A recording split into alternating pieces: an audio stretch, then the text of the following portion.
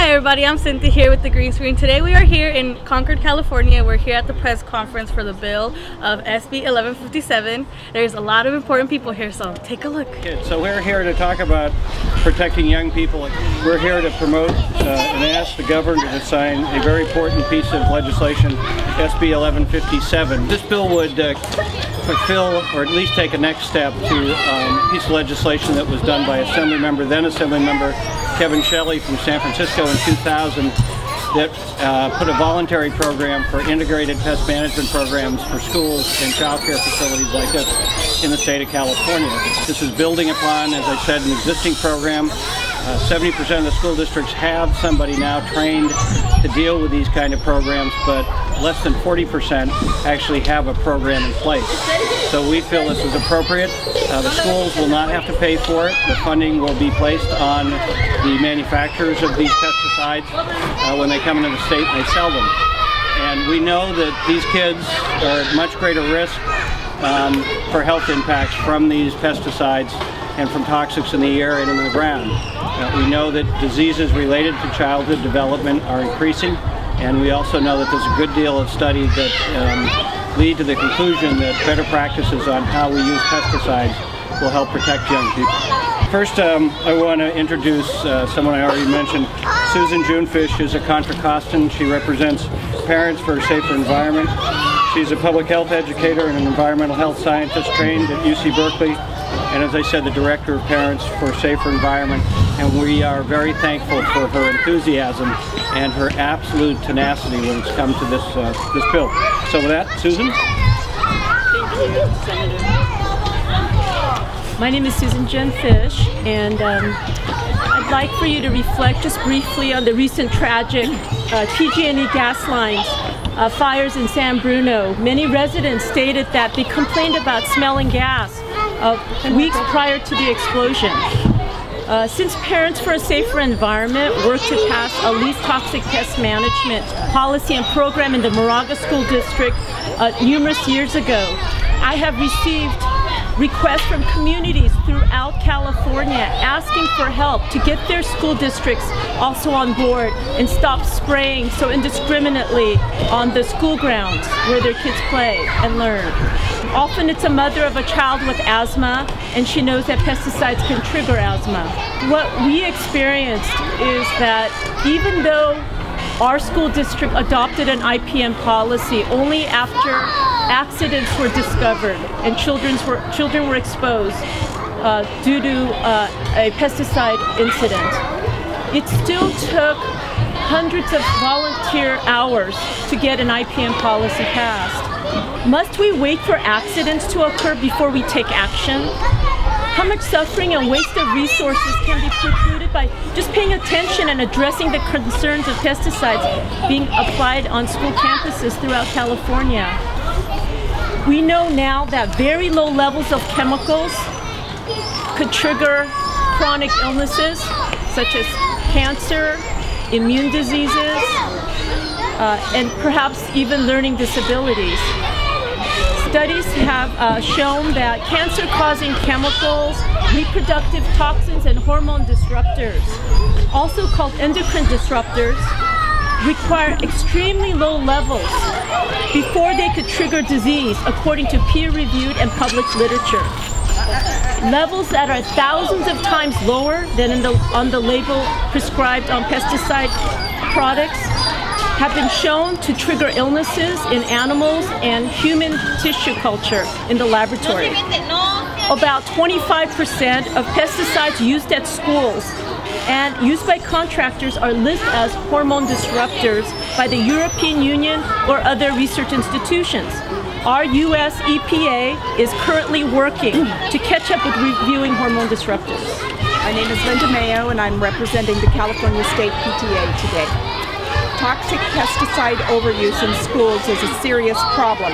The California Department of Pesticide Regulation reports that in 2006, not including school staff application, contractors alone applied 23,731 pounds of known human carcinogens reproductive toxins, neurotoxins, and acute toxins on school grounds.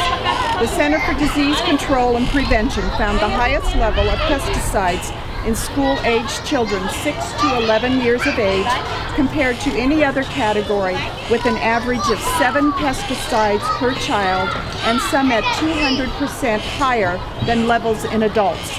This bill is particularly important because exposure to pesticides, even at low levels, may cause serious adverse health conditions. Less than 40% of school districts are actually implementing even half the steps recommended to help facilitate IPM, according to DPR's 2009 published survey. My name is Rahel Halpern. I have been in private practice in endocrinology in East Bay since '95. I started my endocrine training in 1979, so I've been in the field for 31 years. And during that period of time, I have observed a number of phenomena that really are related to what we're talking about here today and have produced growing alarm in the endocrine community. One is the evidence, and at this point really overwhelming evidence, of the effect of certain chemical substances on in animal species.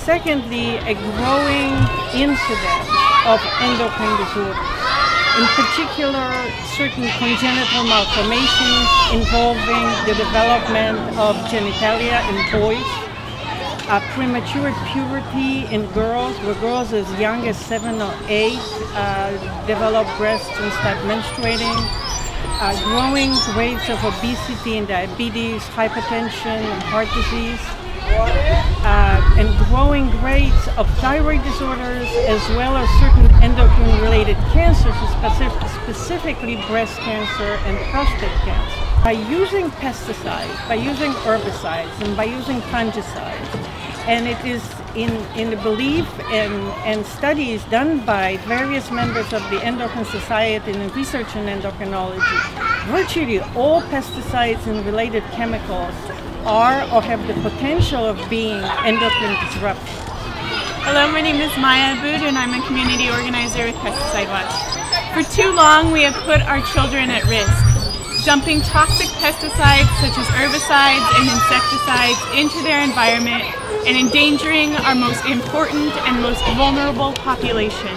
Studies released earlier this year by UC Riverside with 5 major pesticide control companies found that all the companies that switched to integrated pest management, or IPM, retained the same level of customer satisfaction and the same or increased revenue flow and service jobs.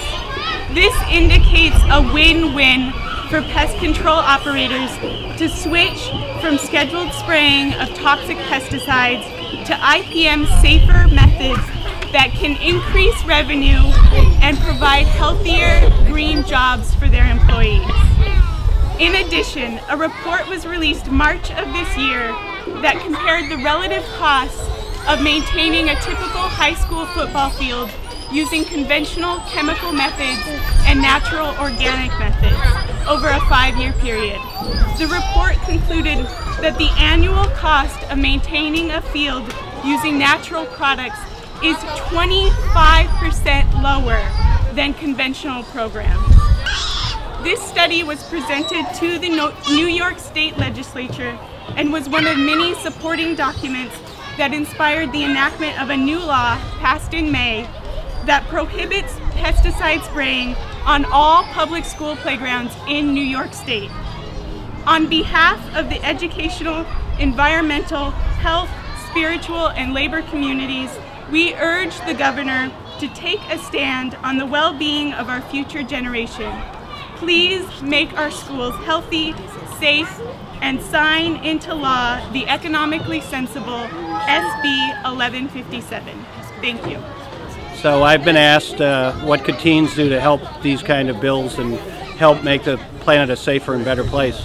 And what you're doing right now, I think, is probably foremost, is becoming more knowledgeable and having other people, young people, become more knowledgeable. the things that you do, being involved at your age, is particularly important for public health, but that the secondary part, and I think is probably equally as important, is your commitment to the community and your civic responsibilities. People complain about democracy and government. There's a lot to complain about, but ultimately we are responsible. Being a citizen of the United States of America and of this planet is a very high moral and ethical responsibility. And when you start practicing what you're doing right now and feeling that the earth is important and what you leave to your kids and your grandkids are important, really starts in school, in elementary school and middle school and high school like you guys, in college, having a passion, a commitment to be a good civic, responsible citizen of this planet, and understanding that unfortunately there are some people who don't hold those same values of protecting public health and the earth. A lot of young people are disengaged with other things they feel are important. So it's always very inspiring for our soul folks to see you younger folks participating.